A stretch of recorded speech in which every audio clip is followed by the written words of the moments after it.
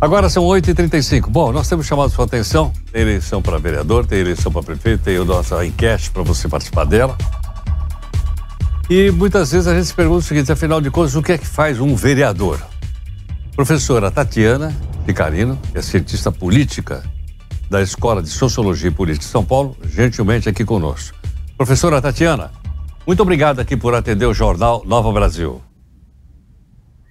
Bom dia, Heródoto, um prazer estar aqui com vocês. Essa manhã fria, né? Aqui no Butantã está 7 graus. Aqui no Centro Histórico também estamos com 7 graus. Professora Tatiana, salvo engano, desde a época do Martim Afonso de Souza, lá com a criação da primeira Câmara de Vereadores, eu nunca entendi o que é que o pessoal faz. Explica pra gente.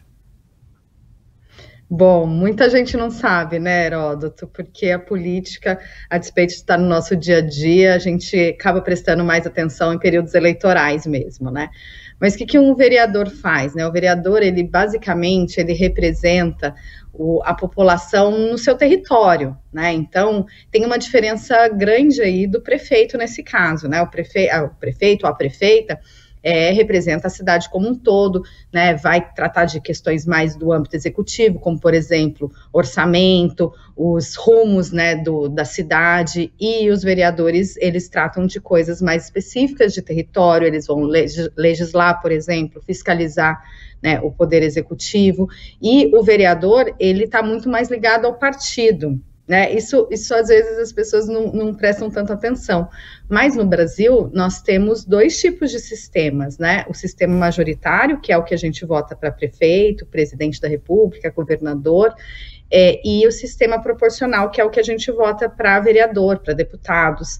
E aí a gente vota primeiro no partido, depois a gente escolhe quem é o vereador que nós gostaríamos que o partido levasse, né? Então essa também é uma informação muito, muito importante, porque isso vai levar à composição do que é uma Câmara de Vereadores, né? Por exemplo, e qual que é a relação que a gente vai estabelecer ali entre vai ter estabelecido entre a prefeitura, o prefeito ou prefeita e os seus vereadores. Professora Tatiana, quem é que faz o orçamento da Câmara Municipal? São os próprios vereadores? Nós temos levantado aqui, o Tribunal de Contas do Estado de São Paulo lançou uma página que é a Portal da Transparência. Que ela todo dia fala pra gente quanto custou a Câmara Municipal ano passado. Todo dia a gente dá uma delas aqui. Depois a gente divide pelo número de vereadores e vê quanto cada vereador custou, não o salário. Quanto ele custa. São os próprios vereadores que estabelecem isso ou não?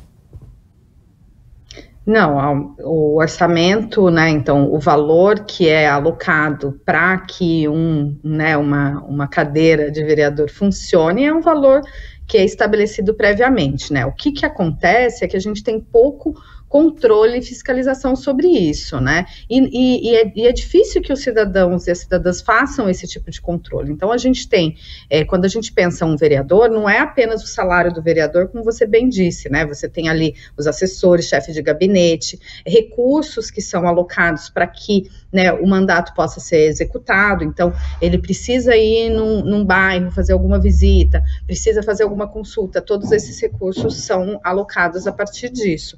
No entanto, ainda que exista, a gente avançou, né, na lei de transparência no Brasil, a gente tem, né, avançado nesse tipo de legislação, de fiscalização, mas ainda é muito pouco, né, e a gente tem que cobrar, na verdade, mais deles do que da população em si, porque é muito mais fácil falar assim, são as pessoas que não se interessam, mas e eles? Eles têm que ter essa responsividade de nos prestar contas cotidianamente, de forma transparente, de forma aberta. Essa é uma questão super importante, porque não dá para a gente ficar jogando sempre a responsabilidade, né, na cidadania, né? Ainda que seja muito importante que a gente seja consciente, e o papel do jornalismo é fundamental nesse sentido também, né?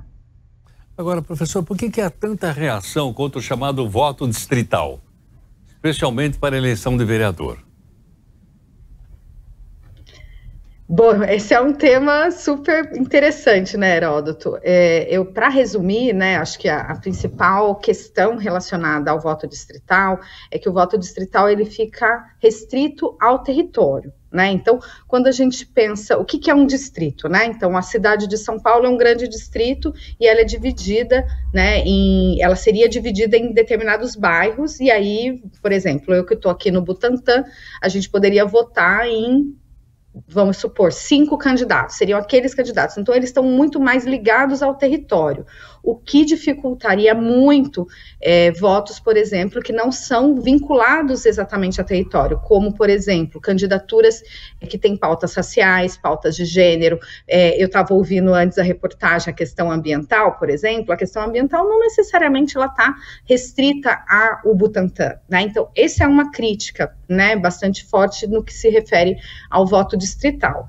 Então, fica muito vinculado àquele, né, aquele restrito distrito, e a gente não tem, né, esse voto mais fluido, esse voto de opinião, né, esse voto que tem outras características. Essa é uma coisa. A outra coisa é que a gente pode ter, né, então a gente está falando de possibilidades a partir do que a gente tem de experiência internacional, de que aqueles candidatos, eles têm uma chance de permanecer naqueles postos de poder de uma forma mais intensa, ou seja, de serem reeleitos, de a gente ter pouca renovação, porque você vai tendencialmente diminuir o número de candidatos no distrito, né? Então, a gente já tem uma baixa reeleição quando a gente pega cargos majoritários, então é quase que como a gente tivesse isso também.